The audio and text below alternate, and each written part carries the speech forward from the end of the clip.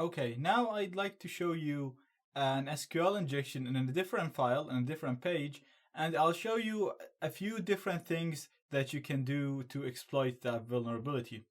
So the first thing, I'm going to go to the login page, which is in here, user info. So the first time we went to the login page, from there, this time we went to the user info page. So this page will show you the information about the user, provided you give the username and password. So I'm gonna do Zaid, and I'm gonna put my password 123456, and it'll show my details, username and password, and my signature is AAA. So the statement that's being executed here is similar to what was being executed when you log in. So it's selecting star from accounts, where username is what you put in the user field, and password is what you put in the password field.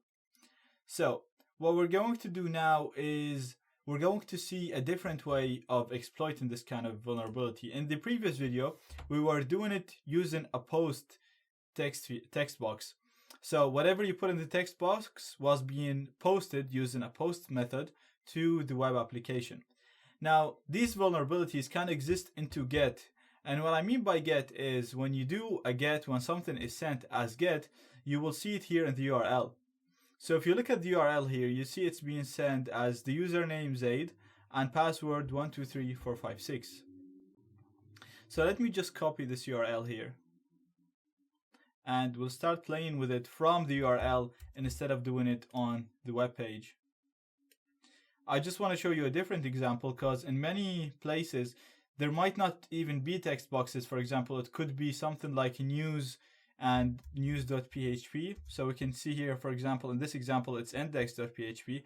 And in your pen testing, you might see something like news.php. And for example, ID is equal to 2. And then you can try to inject stuff in there. So we're having an example here where we're going to be injecting things into the username field, which is this field.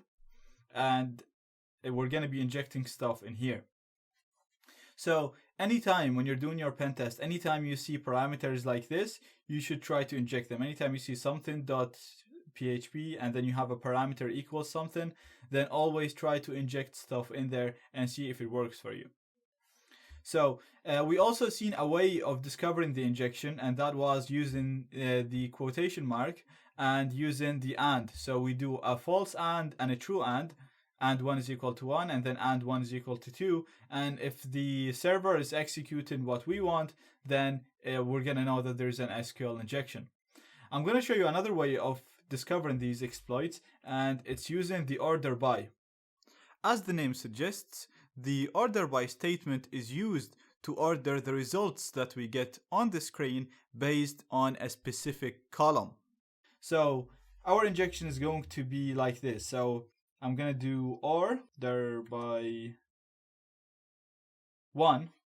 So this, if the injection exists, this should work, because in each select statement, there should be at least one column is being selected. Therefore, when we say order by 1, we're saying I want to order the results based on the first column. Therefore, this should always be acceptable by the database and return a true or something that we expect.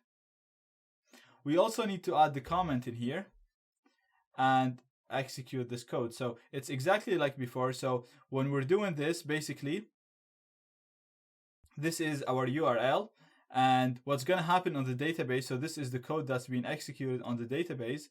It's going to look like this.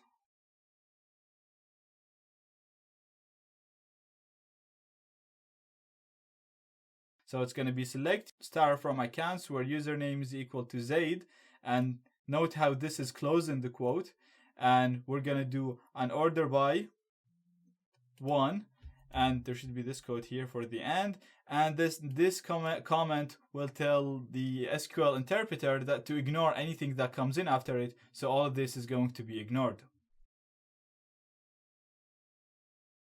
So I'm copying this.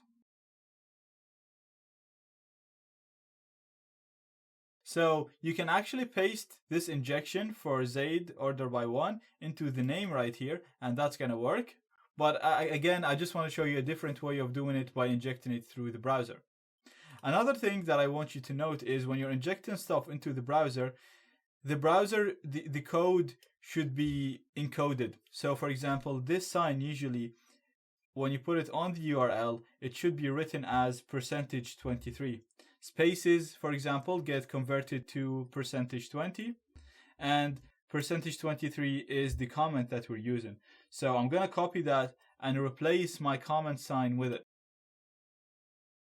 Now you can Google HTTP encoder and you'll see online, there's online tools that will just convert this for you. For me now, I know that the hashtag can be converted to %23, so that's why I'm using it there. And I'm gonna hit enter. And as you can see now, we're seeing something that's acceptable.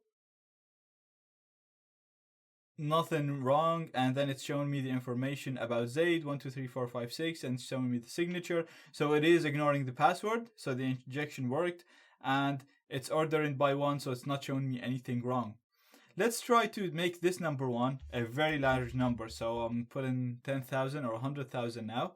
So what we're saying right now is I want you to order the results that will be returned by the current select statement based on column 100,000. Now chances are there aren't 100,000 columns used in this select statement, and therefore this should return an error. So when I execute this, you'll see that there is an error. And the error is in the order clause, and it's telling us that there is an unknown column for 100,000. And this is great because now we know that the database is executing what we want. So when we told it to order the results based on the first column, it showed us results. So it followed what we told it. And then when we told it to order the results based on a column that does not exist, it gave us an error. So it's obviously vulnerable to SQL injections.